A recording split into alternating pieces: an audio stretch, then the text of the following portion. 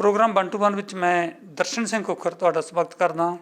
ਗੱਲ ਅਸੀਂ ਕਰਾਂਗੇ ਕੌਮੀ ਤੇ ਪੰਜਾਬ ਪੱਧਰ ਦੇ ਵੱਖ-ਵੱਖ ਮੁੱਦਿਆਂ ਨੂੰ ਲੈ ਕੇ ਜਿਨ੍ਹਾਂ ਮੁੱਦਿਆਂ ਕਾਰਨ ਸਿਆਸਤ ਗਰਮ ਹੋਈ ਹੈ।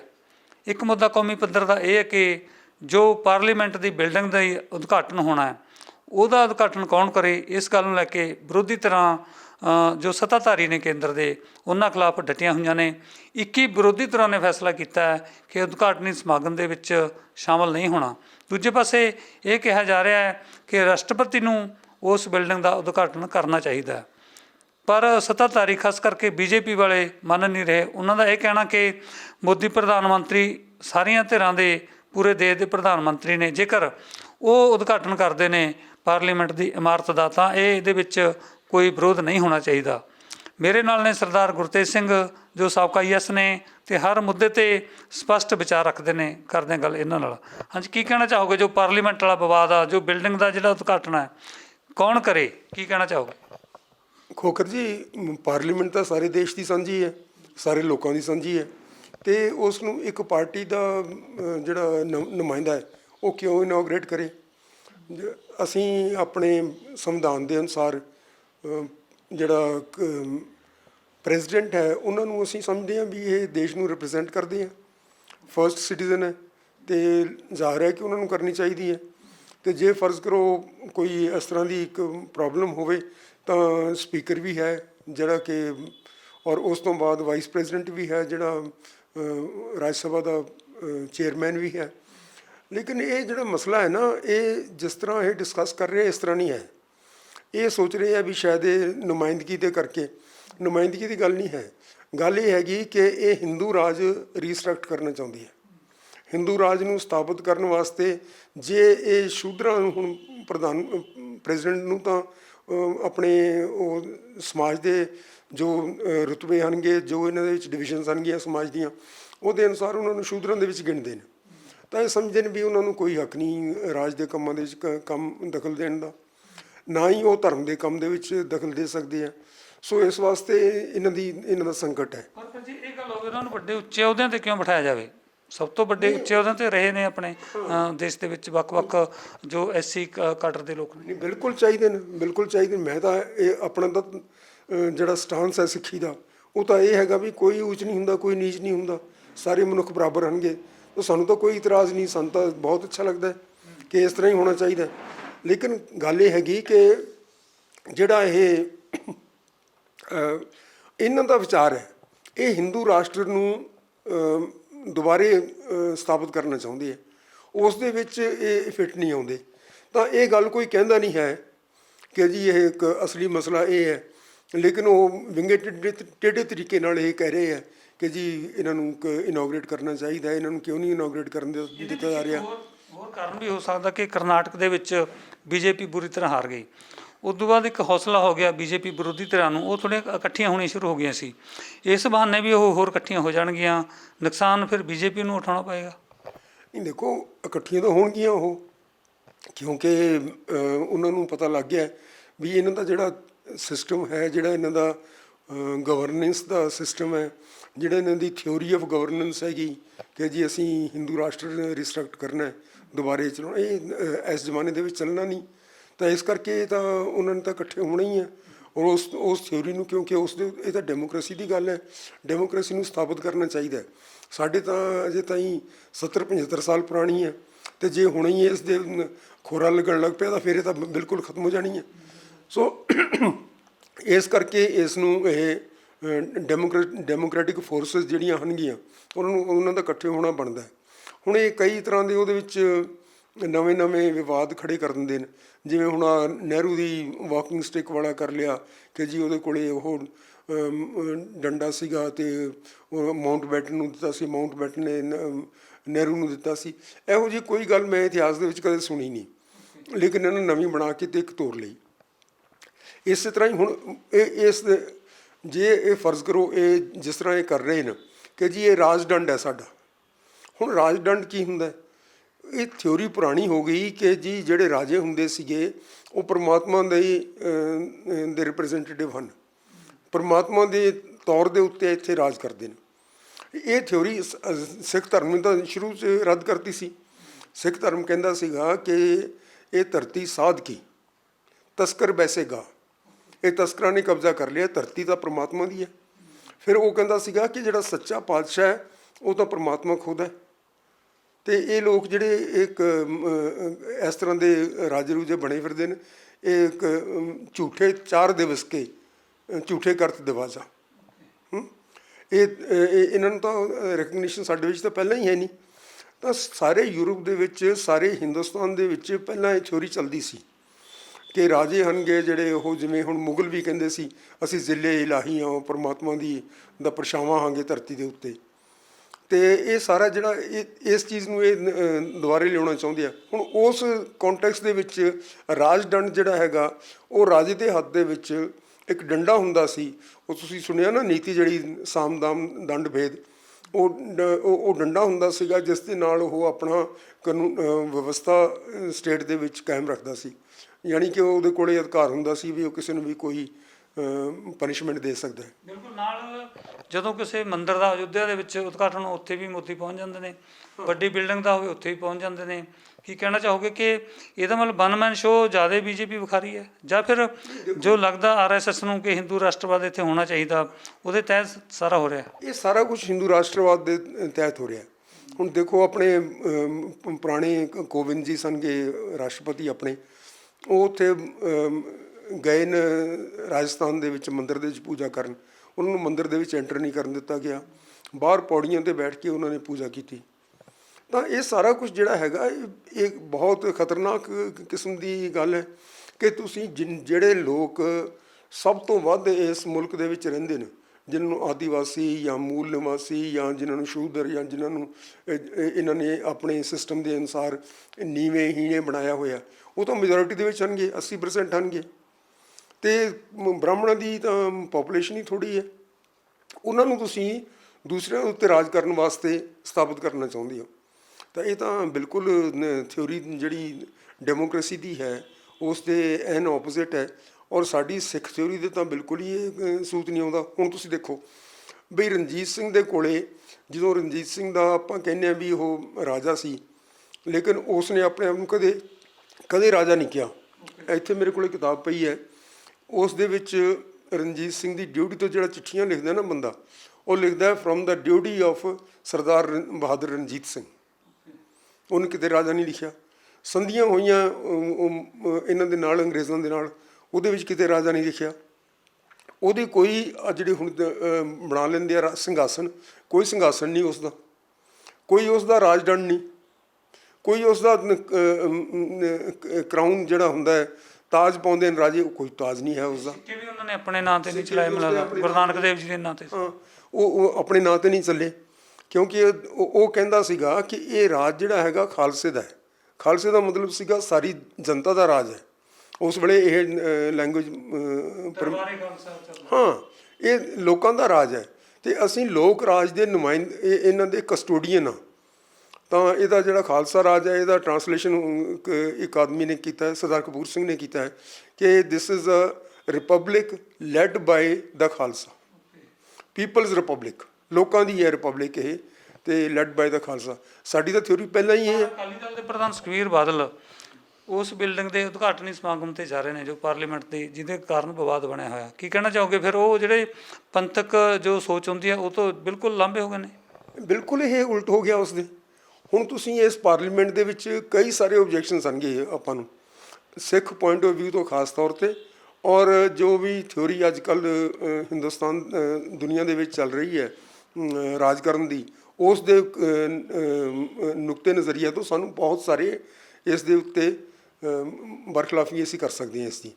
ਹੁਣ ਉੱਤੇ ਇਹਨਾਂ ਨੇ 4 ਸ਼ੇਰ ਲਾਏ ਹੋਏ ਹੈ ਅਸ਼ੋਕ ਦੇ ਪਿਲਰ ਤੋਂ ਲਾ ਕੇ। ਹੁਣ ਜਿਹੜਾ ਅਸ਼ੋਕਾ ਪਿਲਰ ਇਹ ਸਾਰਨਾਥ ਦੇ ਵਿੱਚ ਸੀਗਾ, ਇਹ ਕਿਸੇ ਵੇਲੇ ਇਸਲਾਮਿਕ ਰਾਜ ਦੇ ਜਿਹੜੇ ਆਏ ਸੀਗੇ ਬਾਹਰਲੇ ਵਿਦੇਸ਼ੀ ਉਹਨਾਂ ਨੂੰ ਕੋਈ ਇੰਪੋਰਟੈਂਸ ਨਹੀਂ ਸੀ ਪਤਾ ਇਹਨਾਂ ਦਾ, ਉਹਨਾਂ ਨੇ ਇਸ ਦੀ ਤੋੜ ਭੰਨ ਕੀਤੀ ਸੀ।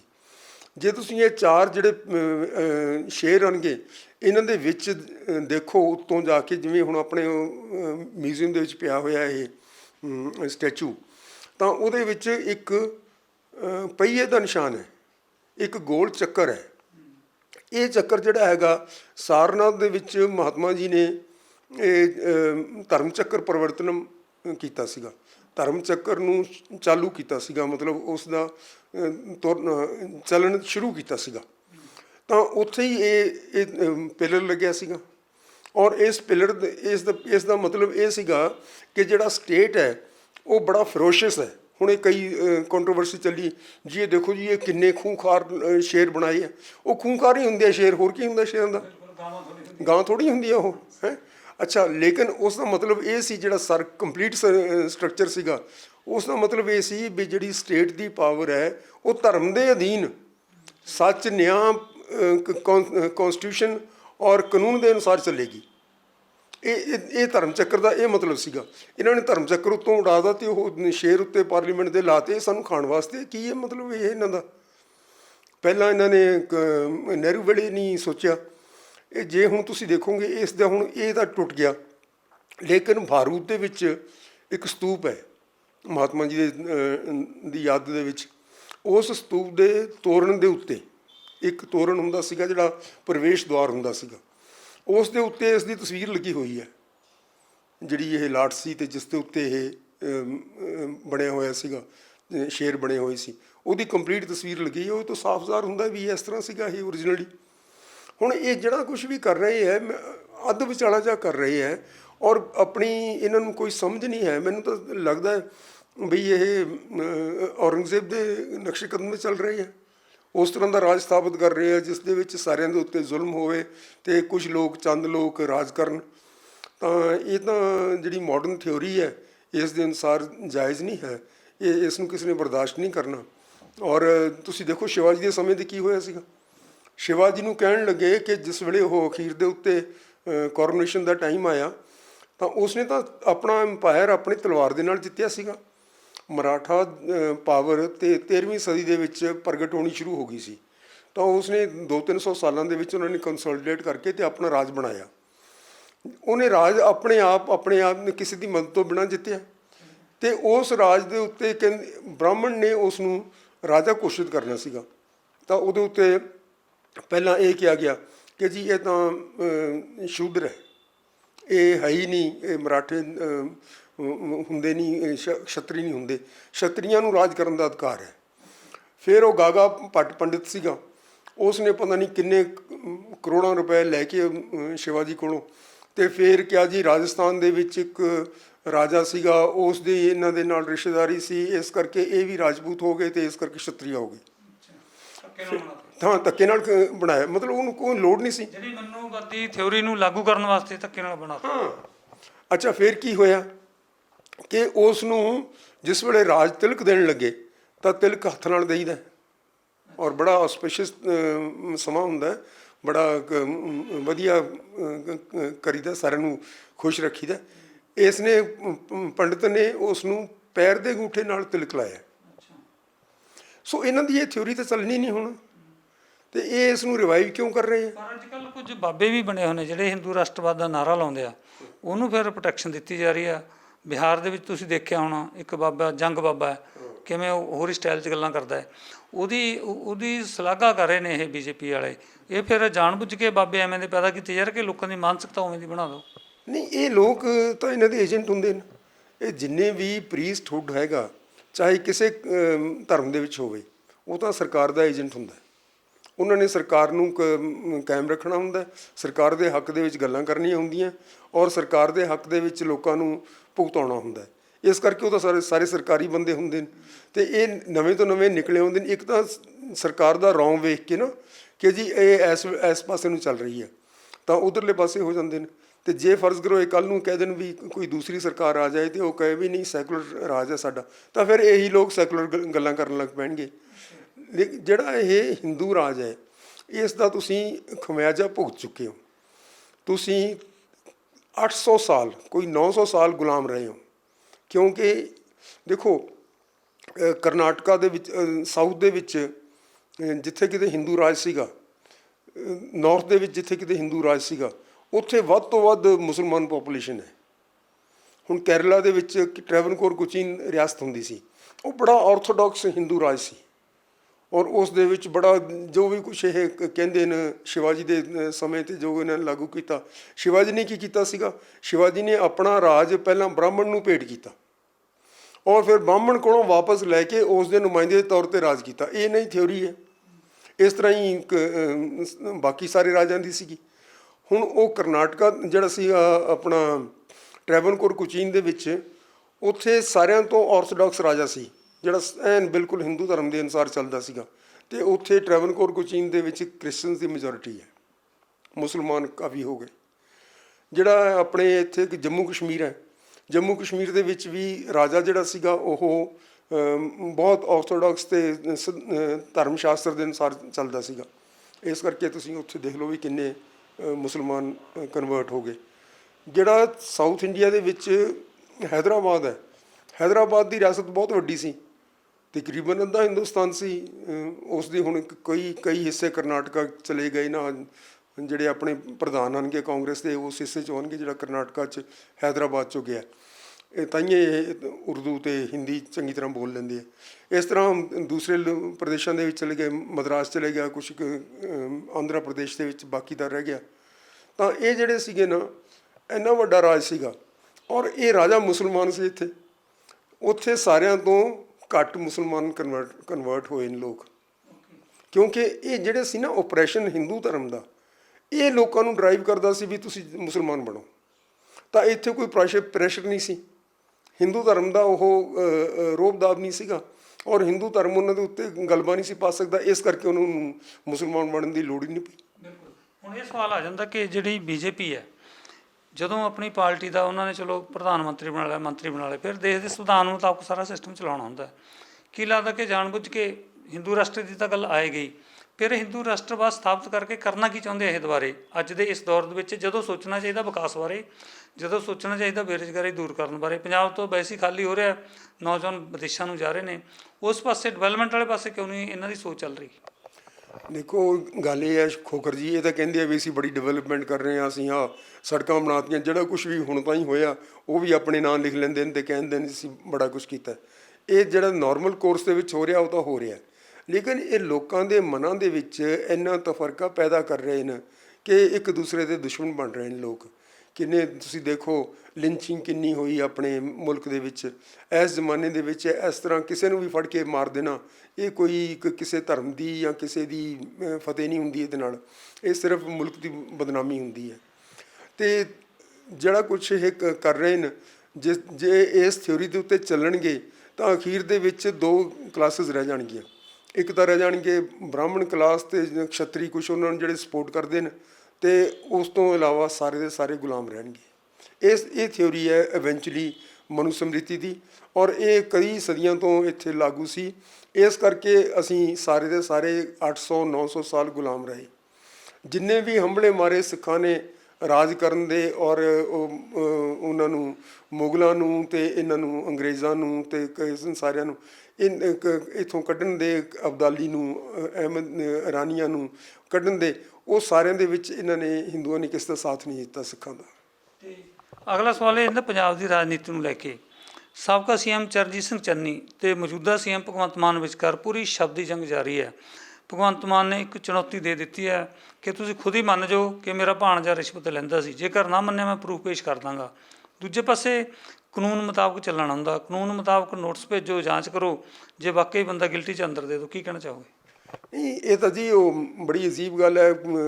ਰਾਮਚਰਿਤ ਮਾਨਸ ਦੇ ਵਿੱਚ ਕਹਿੰਦਾ ਇੱਕ ਚੈਪਟਰ ਹੈ ਲਕਸ਼ਮਣ ਅਤੇ ਪਰਸ਼ੁਰਾਮ ਸੰਵਾਦ, ਤਾਂ ਉਸ ਦੇ ਵਿੱਚ ਉਹ ਲਕਸ਼ਮਣ ਅਤੇ ਪਰਸ਼ੁਰਾਮ ਬੜਾ ਉਹਨੂੰ ਲਕਸ਼ਮਣ ਨੂੰ ਡਰਾਉਣ ਧਮਕਾਉਣ ਦੀਆਂ ਗੱਲਾਂ ਕਰਦਾ। ਤਾਂ ਉਹ ਜਵਾਬ ਦਿੰਦੇ ਆ ਉਸ ਦਾ ਲਕਸ਼ਮਣ ਇੱਕ ਜਗ੍ਹਾ ਦੇ ਉੱਤੇ, ਉਹ ਕਹਿੰਦਾ ਸੂਰ ਸਮਰ ਕਰਨੀ ਕਰੇ। ਜਿਹੜੇ ਸੂਰਮੇ ਹੁੰਦੇ ਆ ਰਣ ਦੇ ਵਿੱਚ ਖੜੇ ਹੁੰਦੇ ਆ, ਉਹ ਆਪਦੀ ਕਰਨੀ ਕਰਦੇ ਆ। ਕਹੇ ਨਾ ਜਵਾਨ ਨੂੰ ਆਪਣੇ ਆਪ ਨਹੀਂ, ਆਪਣੀ ਜਵਾਨ ਤੋਂ ਕਹਿੰਦੇ ਰਹਿੰਦੇ ਆਹ ਕਰ ਦਿਆਂਗਾ, ਮੈਂ ਉਹ ਕਰ ਦਿਆਂਗਾ। ਕਹਿੰਦੇ ਇੱਕ ਵਿਦਿਆਮਾਨ ਰਿਪੂ ਪਾਏ ਰਣ, ਕਾਇਰ ਕਰੇ ਪ੍ਰਲਾਪ। ਹੁਣ ਇਸ ਵੇਲੇ ਸਰਬ ਸਮਰੱਥ ਹੈ ਭਗਵੰਤ ਮਾਨ, ਇਹਦੇ ਕੋਲ ਵਿਜੀਲੈਂਸ ਹੈਗੀ, ਪੁਲਿਸ ਹੈਗੀ, ਸਾਰਾ ਕੁਛ ਹੈਗਾ, ਅਤੇ ਇਹ ਧਮਕੀਆਂ ਕੱਸਦੀਆਂ ਅਤੇ ਇਹ ਗੱਲਾਂ ਕੱਸਦੀਆਂ ਅਤੇ ਇਹ ਅਡਾਉਣੀਆਂ ਅਤੇ ਉਹ ਲੋਕ ਬੁਝਾਰਤਾਂ ਕਿਸ ਵਾਸਤੇ ਹੈ?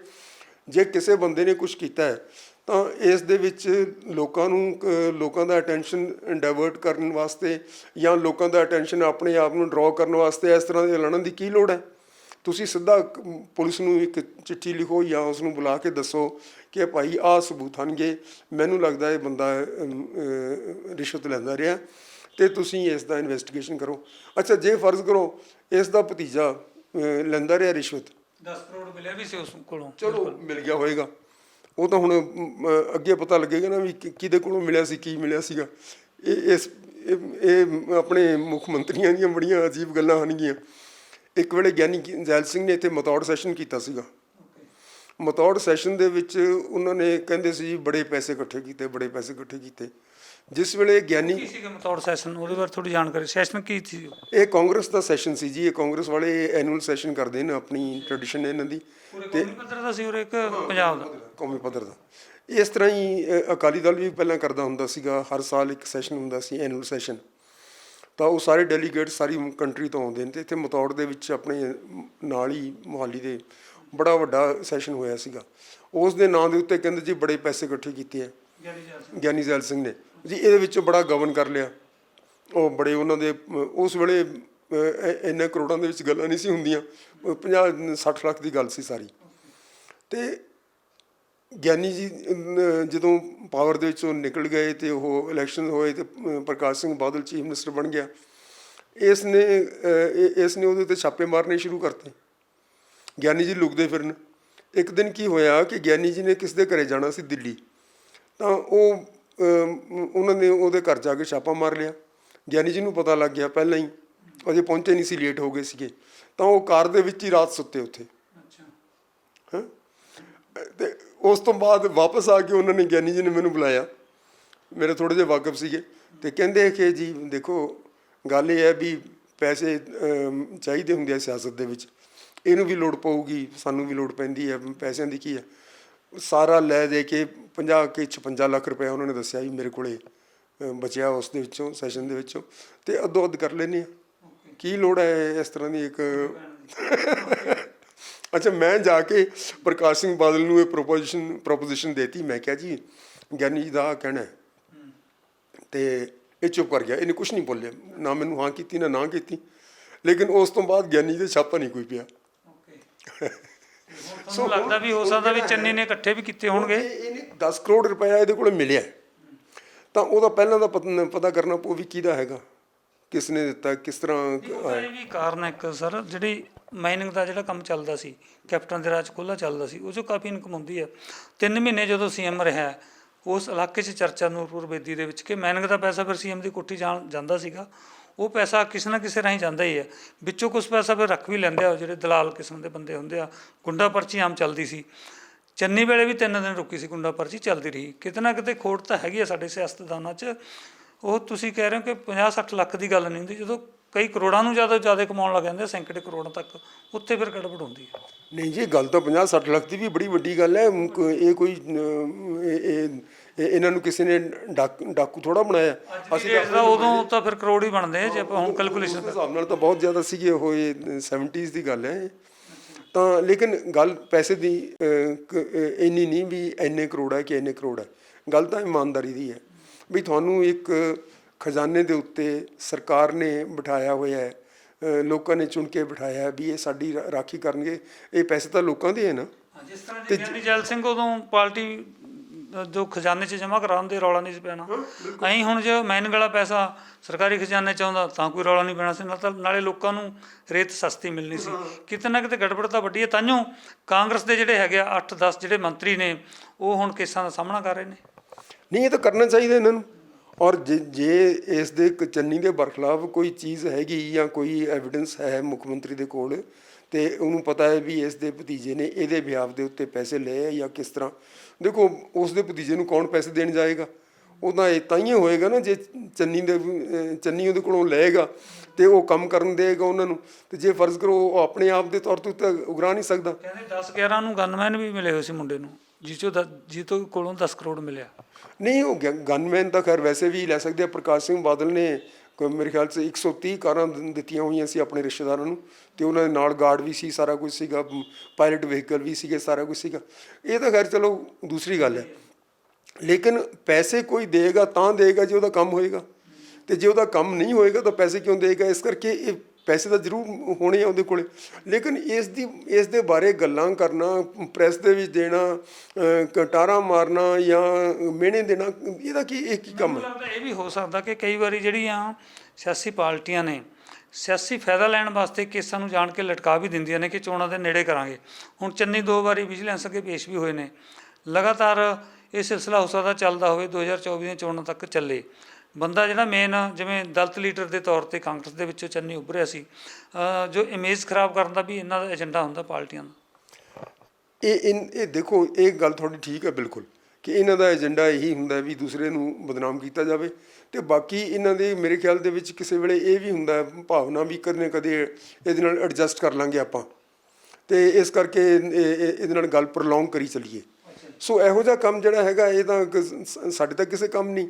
ਅਸੀਂ ਲੋਕ ਜਿਹੜੇ ਹਾਂਗੇ, ਅਸੀਂ ਤਾਂ ਪ੍ਰਜਾ, ਅਸੀਂ ਤਾਂ ਮਾਲਕ ਹਾਂ ਇਸ ਚੀਜ਼ ਦੇ, ਇਸ ਖਜ਼ਾਨੇ ਦੇ। ਸਾਨੂੰ ਤਾਂ ਇਹ ਚਾਹੀਦਾ ਕਿ ਸਾਡਾ ਖਜ਼ਾਨਾ ਜਿਹੜਾ ਹੈਗਾ ਉਹ ਮਹਿਫੂਜ਼ ਰਵੇ, ਔਰ ਜੇ ਉਹਦੇ ਵਿੱਚ ਕੋਈ ਹੇਰਾਫੇਰੀ ਹੋਈ ਹੈ ਤਾਂ ਉਹ ਹੇਰਾਫੇਰੀ ਜਿਹੜੀ ਹੈਗੀ ਉਹ ਬੰਦ ਕੀਤੀ ਜਾਵੇ।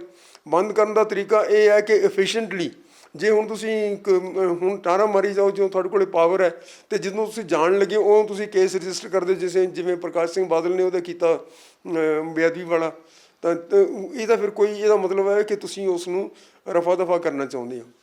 ਤਾਂ ਔਰ ਜਿਹੜੀ ਤੁਸੀਂ ਭੱਲ ਖੱਟਣੀ ਹੈ ਲੋਕਾਂ ਨੂੰ ਕਹਿ ਕੇ, ਦੇਖੋ ਜੀ ਮੈਂ ਬੇਈਮਾਨੀ ਬੰਦ ਕਰਤੀ, ਮੈਂ ਜੀ ਕਰਪਸ਼ਨ ਦੇ ਵਿੱਚ ਫਲਾਣਾ ਸੀ ਉਹਨੂੰ ਟੰਗਦਾ, ਫਲਾਣੇ ਨੂੰ ਟੰਗਦਾ, ਇਹੋ ਜਿਹੀਆਂ ਗੱਲਾਂ ਜਿਵੇਂ ਇਹ ਕਰਦੇ ਨੇ, ਤਾਂ ਇਹਦਾ ਕੋਈ ਫਾਇਦਾ ਨਹੀਂ, ਸਾਡੇ ਵਾਸਤੇ ਕੋਈ ਫਾਇਦਾ ਨਹੀਂ। ਜਦੋਂ ਆਪਾਂ ਗੱਲ ਕਰਦੇ ਹਾਂ ਭ੍ਰਿਸ਼ਟਾਚਾਰੀ ਸਿਸਟਮ ਦੀ, ਕੈਪਟਨ ਅਮਰਿੰਦਰ ਸਿੰਘ ਨੇ ਕਾਰਵਾਈ ਕਰਨ ਦੀ ਬਜਾਏ ਆਪਣੇ ਮੰਤਰੀਆਂ ਤੇ ਆਪਣੇ ਵਿਧਾਇਕਾਂ ਤੇ ਸੋਨੀਆ ਗਾਂਧੀ ਨੂੰ ਲਿਸਟ ਭੇਜਤੀ ਕਿ ਆਹ ਬੰਦੇ ਕਰਪਟ ਨੇ। ਇਹਦਾ ਮਤਲਬ ਫਿਰ ਉਹਨੇ ਵੀ ਤੂਲ ਦਿੱਤੀ ਮਸਲੇ ਨੂੰ, ਜਾਂ ਕਹਿ ਲਓ ਖੁੱਲ੍ਹ ਦੇਤੀ ਆਪਣੇ ਬੰਦਿਆਂ ਨੂੰ। ਆਪਣੇ ਕਪਤਾਨ ਸਾਹਿਬ ਜਿਹੜੇ ਸੀਗੇ, ਦੇਖੋ ਅਸੀਂ ਲੋਕਾਂ ਨੇ ਇਹ ਸੋਚ ਕੇ ਲਾਇਆ ਸੀਗਾ ਵੀ ਇਹ ਬੜੇ ਖਾਨਦਾਨੀ ਆਦਮੀ ਹਨਗੇ ਔਰ 7-8 ਪੁਸ਼ਤਾਂ ਤੋਂ ਰਾਜ ਕਰਦੇ ਆ ਰਹੇ ਆ, ਤੇ ਇਹਨਾਂ ਦੇ ਵਿੱਚ ਉਹ ਭੁੱਖ ਨਹੀਂ ਹੋਏਗੀ ਜਿੰਨੀ ਦੂਸਰੇ ਲੋਕਾਂ ਦੇ ਵਿੱਚ, ਆਮ ਲੋਕਾਂ ਦੇ ਵਿੱਚ ਹੁੰਦੀ ਹੈ। ਲੇਕਿਨ ਅਸੀਂ ਦੇਖਿਆ ਵੀ ਉਹ ਤਾਂ ਜਿਵੇਂ ਜਪਜੀ ਸਾਹਿਬ 'ਚ ਲਿਖਿਆ ਹੋਇਆ ਹੈ, ਭੁੱਖਿਆ ਭੁੱਖ ਨਾ ਉਤਰੇ ਜਬੰਨਾ ਪੁਰੀਆਂ ਭਾਰ, ਚਾਹੇ ਸਾਰੀਆਂ ਪੁਰੀਆਂ ਦਾ ਭਾਰ ਸੰਸਾਰ ਦਾ ਉਹ ਬੰਨ੍ਹ ਲੈਣ, ਆਪਣੇ ਕੋਲੇ ਕਬਜ਼ਾ ਕਰ ਲੈਣ, ਲੇਕਿਨ ਉਹਨਾਂ ਦੀ ਭੁੱਖ ਨਹੀਂ ਉਤਰਦੀ। ਸੋ ਉਹਨਾਂ ਦੀ ਭੁੱਖ ਉਤਰੀ ਨਹੀਂ ਸੀ। ਹੁਣ ਉਹਨਾਂ ਨੂੰ ਜੇ ਫਰਜ਼ ਕਰੋ ਉਹਨਾਂ ਕੋਲ ਇਹ ਲਿਸਟਾਂ ਸੀਗੀਆਂ, ਤੇ ਉਹਨਾਂ ਦੇ ਉੱਤੇ ਐਕਸ਼ਨ ਕਿਉਂ ਨਹੀਂ ਲਿਆ? ਉਹਨਾਂ ਨੂੰ ਕੱਢਿਆ ਕਿਉਂ ਨਹੀਂ ਮੰਤਰੀ ਮੰਡਲ 'ਚੋਂ? ਉਹਨਾਂ ਨੂੰ ਇੱਕ ਮੌਕਾ ਕਿਉਂ ਦਿੱਤਾ ਕਿ ਉਹ ਕਰਪਸ਼ਨ ਕਰਦੇ ਜਾਣ? ਮੈਂ ਦੇਖਿਆ ਹੈ ਕਿ ਇਹ ਪਿਛਲੇ ਸਮਿਆਂ ਦੇ ਵਿੱਚ ਪ੍ਰਕਾਸ਼ ਸਿੰਘ ਬਾਦਲ ਦੀ ਤੇ ਇਹਦੀ ਕੈਪਟਨ ਅਮਰਿੰਦਰ ਸਿੰਘ ਦੀ ਇੱਕੋ ਹੀ ਪੋਲਿਸੀ ਸੀ ਕਿ ਲੋਕਾਂ ਨੂੰ ਕਰਪਟ ਕਰੋ, ਕਰਪਟ ਕਰਕੇ ਉਹਨਾਂ ਦੇ ਉੱਤੇ ਕੁੰਡਾ ਕਾਇਮ ਕਰੋ, ਤੇ ਫਿਰ ਤੁਸੀਂ ਉਹਨਾਂ ਕੋਲੋਂ ਆਪਣੇ ਕੰਮ ਕਢਾਓ ਤੇ ਆਪਣਾ ਮਤਲਬ ਹੱਲ ਕਰੋ।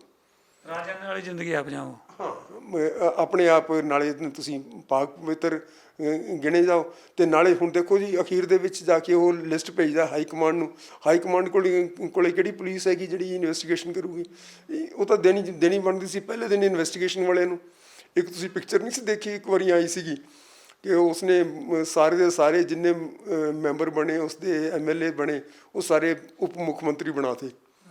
ਉਹ ਬਗਾਵਤ ਕਰਨ ਲੱਗੇ ਫਿਰ ਵੀ ਉਹਦੇ ਬਰਖਲਾਫ, ਤਾਂ ਉਸਨੇ ਸਾਰੀਆਂ ਫਾਈਲਾਂ ਉਹਨਾਂ ਦੇ ਗੱਦੀਆਂ ਦੇ ਹੇਠ ਰੱਖਤੀਆਂ ਜਿਹੜੀਆਂ ਉਹਨਾਂ ਦੀ ਕਰਪਸ਼ਨ ਦੀਆਂ ਸਨ, ਤੇ ਉਸ ਨੂੰ ਕਿਹਾ ਵੀ ਦੇਖੋ ਇਹ ਫਾਈਲਾਂ ਦੇਖੋ, ਆਏ ਜੀ ਅਸੀਂ ਇਹ ਨਹੀਂ ਹੋਣ ਦੇਣਾ, ਉਹ ਨਹੀਂ ਹੋਣ ਦੇਣਾ।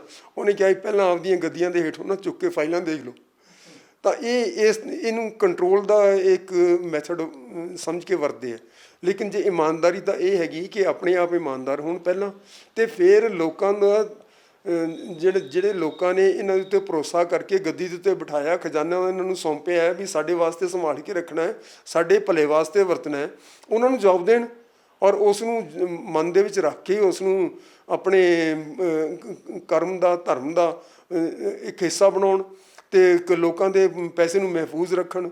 ਦੁਨੀਆ ਦੇ ਉੱਤੇ ਤਾਂ ਪਲ ਖੱਟੀ ਜਾਂਦੀ ਹੈ, ਇਸ ਤਰ੍ਹਾਂ ਥੋੜ੍ਹਾ ਗੱਲਾਂ ਕਰਕੇ ਵੀ ਅਸੀਂ ਜੀ ਇੰਦਰਾ ਗਾਂਧੀ ਨੂੰ ਭੇਜਤੀਆਂ ਜਾਂ ਸੋਨੀਆ ਗਾਂਧੀ ਨੂੰ ਭੇਜਤੀਆਂ, ਉਹਦੇ ਨਾਲ ਕੀ ਹੁੰਦਾ? ਹੁਣ ਇੱਕ ਨਾਲ ਮੁੱਦਾ ਇਹ ਵੀ ਜੁੜ ਗਿਆ ਕਿ ਨੀਤੀ ਆਯੋਗ ਦੀ ਮੀਟਿੰਗ ਦੇ ਵਿੱਚ ਮੁੱਖ ਮੰਤਰੀ ਭਗਵੰਤ ਮਾਨ ਨਹੀਂ ਗਿਆ, ਬਾਈਕਾਟ ਕਰਤਾ। ਉਹਦਾ ਵੀ ਵਿਰੋਧ ਹੋਣਾ ਸ਼ੁਰੂ ਹੋ ਗਿਆ ਕਿ ਕੇਂਦਰ ਨਾਲ ਮਿਲ ਕੇ ਚਲਾਉਣਾ ਚਾਹੀਦਾ CM ਨੂੰ। ਦੂਜੇ ਪਾਸੇ ਦਿੱਲੀ ਦੇ ਵਿੱਚ ਜੋ ਲੈਫਟੀਨੈਂਟ ਗਵਰਨਰ ਨੇ ਉਹਦੀਆਂ ਪਾਵਰਾਂ ਵਧੇਰੇ ਕਰਨ ਵਾਸਤੇ ਦਿੱਲੀ ਕੇਂਦਰ ਸਰਕਾਰ ਆਰਡੀਨੈਂਸ ਲੈ ਕੇ ਆ ਰਹੀ ਹੈ, ਜਿਹਦੇ ਨਾਲ ਆਮ ਆਦਮੀ ਪਾਰਟੀ ਦੀ ਦਿੱਲੀ ਸਰਕਾਰ ਕਮਜ਼ੋਰ ਹੋਏਗੀ। ਇਹ ਵਿਵਾਦ ਕਾਰਨ ਕੀ ਲੱਗਦਾ ਕਿ ਜਿਹੜੀ ਹੁਣ ਆਮ ਆਦਮੀ ਪਾਰਟੀ ਦੇ ਵੱਡੇ ਆਗੂ ਅਰਵਿੰਦ ਕੇਜਰੀਵਾਲ, ਭਗਵੰਤ ਮਾਨ, ਜਿਹੜੇ ਬੀਜੇਪੀ ਦੇ ਵਿਰੋਧੀ ਜਿਹੜੇ ਹੈਗੇ ਆ ਮੁੱਖ ਮੰਤਰੀ, ਉਹਨਾਂ ਨੂੰ ਮਿਲਦੇ ਪਏ ਨੇ, ਕੀ ਕਹਿਣਾ ਚਾਹੋਗੇ ਕਿ ਇਹਦਾ ਪੰਜਾਬ ਨੂੰ ਕੋਈ ਨੁਕਸਾਨ ਹੋਏਗਾ ਫਿਰ?